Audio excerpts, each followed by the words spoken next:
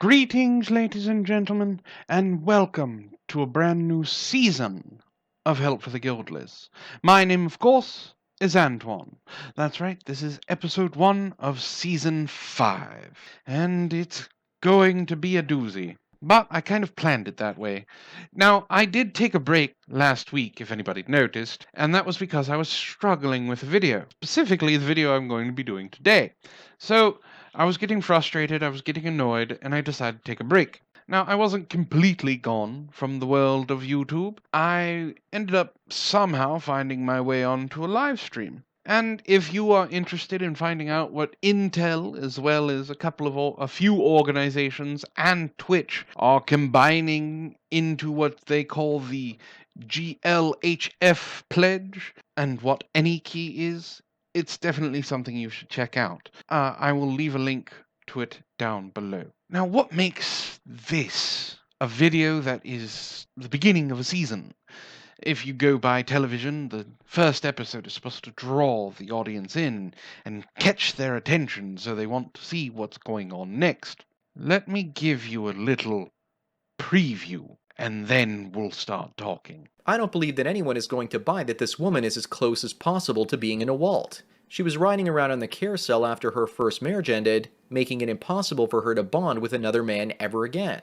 Those are the wonderful tones of Sandman. Now, he said two things really quickly that probably need some explaining. The first one is the NAWALT, which is not all women are like that. It's a wonderful acronym. And then the other one is a carousel. The carousel means the cock carousel. And basically that means a woman who sleeps around in her early years and then wants to settle down with someone. What is this a preview of? Well, this is a preview of someone I've never encountered, a MGTOW. Now, I'm not saying all MGTOW are like Sandman, but Sandman is pretty special.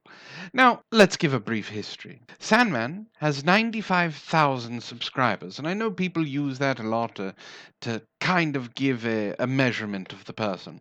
I'm not worried about the 95,000 subscribers. As a matter of fact, I think half of them only subscribe to him because of how boring he is. He helps them with their insomnia.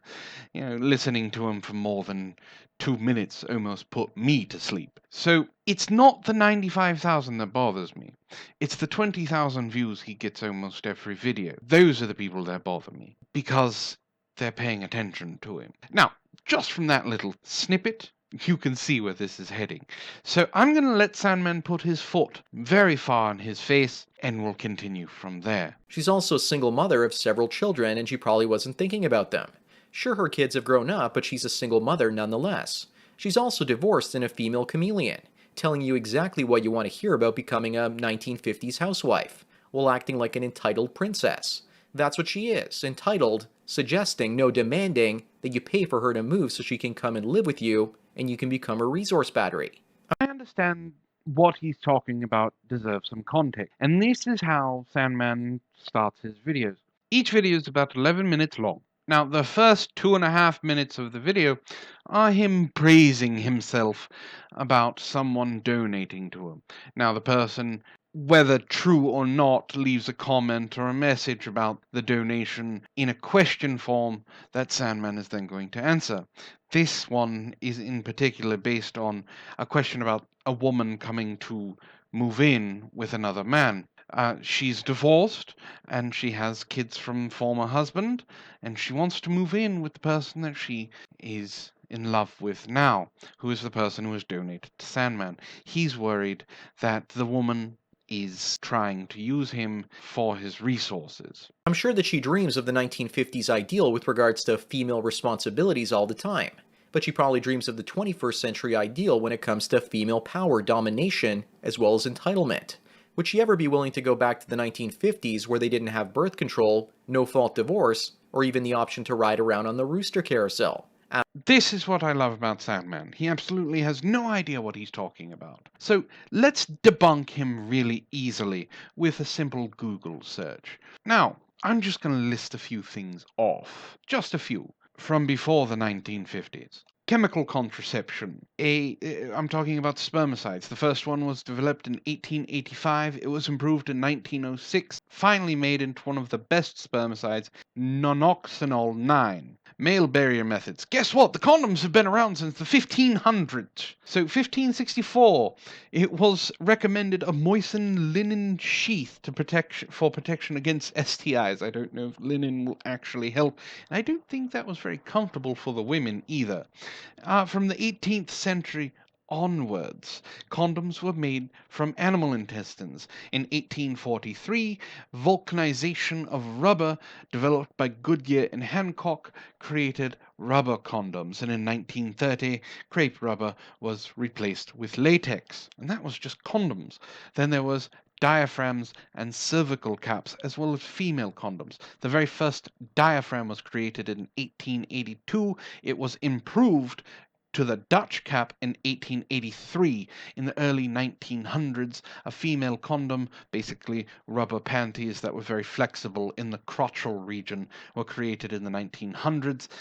Natural family planning started in the 1930s and 40s, and that's the temperature method, where because we understood ovulation and women's cycles a little bit more, women would be able to tell how close they were to ovulating by the temperature changes in their vajayjay. And then we have intrauterine devices, and I honestly have to say, women, I have the utmost respect for you, because the idea of a glass, metal, copper rod going into my urethra makes me cringe, and the fact that you women do these things into your cervical opening is ridiculously humbling. Very first intrauterine device was created in 1868, which was a small button cap shaped thing attached to stems made out of a number of different materials which extended into the cervix, including glass. 1909, a beta ring was formed to create a more firm suction on the IUD. In 1920, a silver ring was developed. In 1934, the OTA ring was introduced, allowing for a smaller and more effective IUD. And then finally, we get to hormonal contraception, which is what he thinks is the only contraception around, which is the pill. It was actually started being created in 1945. And if we're actually going to talk about the 1950s, well, that's a great decade, because that's when the pill actually came to be. So there was more contraception in the 1950s than Sandman actually knows. And with just that little bit of information, you can practically disregard everything he has said after this, because he's an absolute fucking moron. Absolutely not. Yet she wants to go back to the 50s being a kept woman that lives with a man that takes care of everything, it seems. She also has several children. That means 3 or more, doesn't it? That probably means grandchildren at some point soon. The bottom line is that she's getting old and she wants to enjoy her retirement. She wants to live in the same place with you because it gives her power over your space, making sure you aren't going anywhere, and are completely committed to her. This is where Sandman basically says he doesn't understand relationships. Which is fine, because from what I've heard from him, he's only ever been in one. Now, granted, that one lasted 10 years, but the way that he exited out of it is more than enough for any woman to ever want to have anything to do with him. Now, there is a possibility that this woman does want a man to take care of her for the rest of her life, if she wants to go back to the 1950s ideals, which we have to take for granted that she does. So what if children and grandchildren are involved? He understood he was getting involved with a single mother when he got involved with her. If you date a single mother, you're not just dating the mother, you are also dating the children. You don't get to separate the two. Now, this is also taking into consideration that Sandman doesn't believe a man can grow to love children, grow to want to see those children.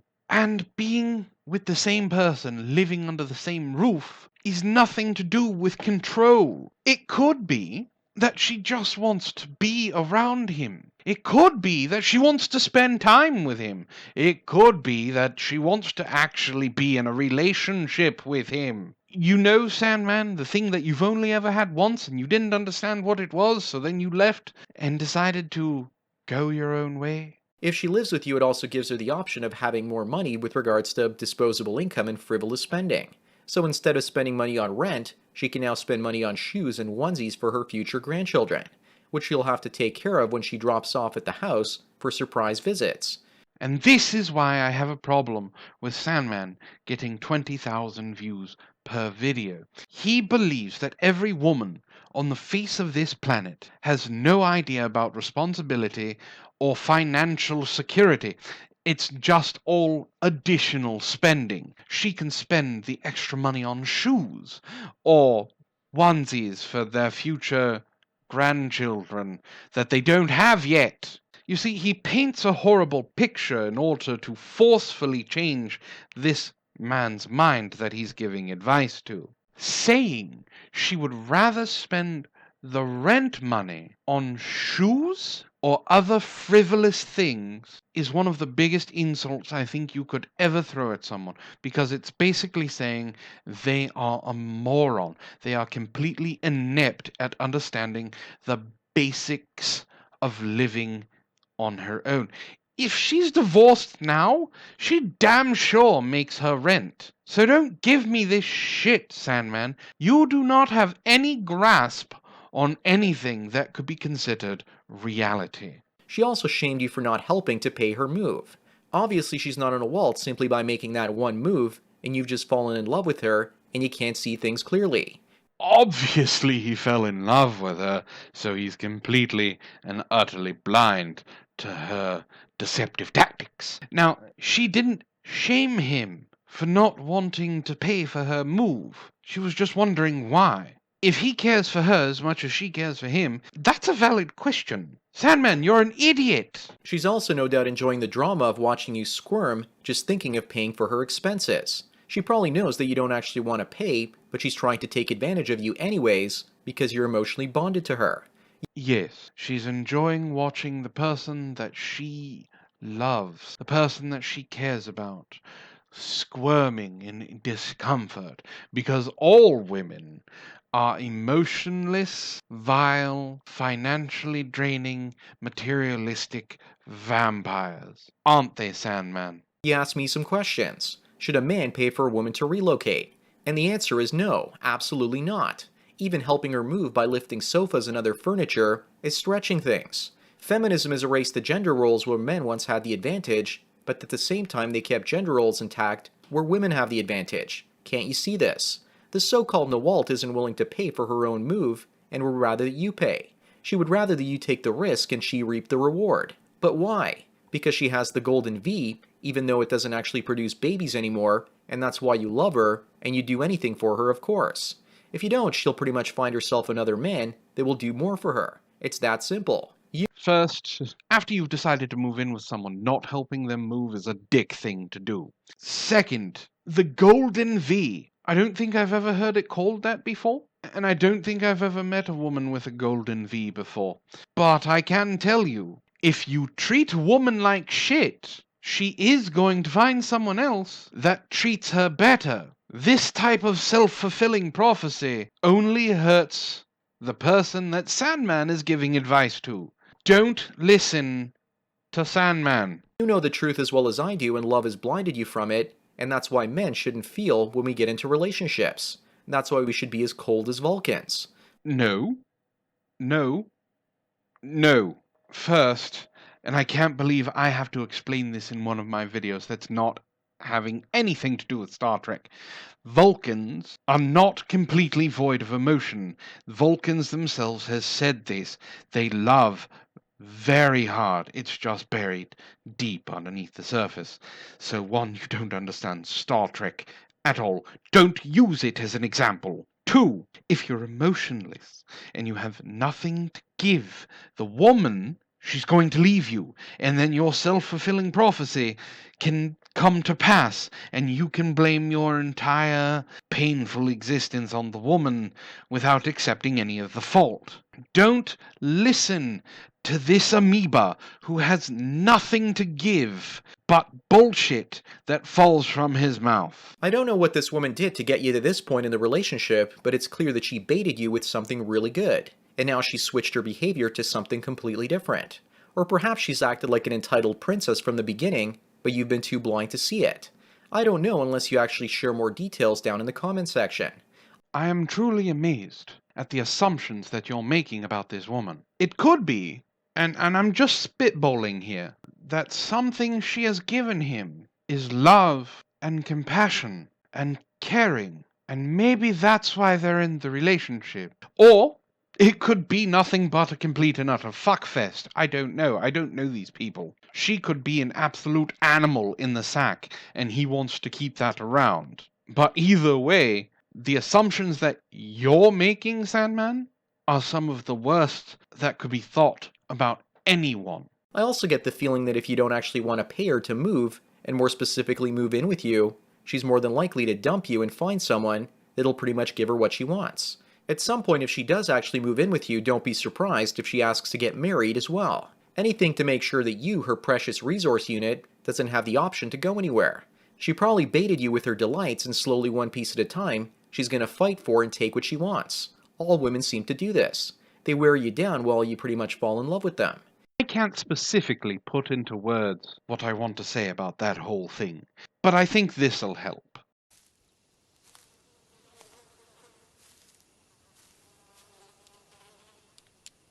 That is one big pile of shit.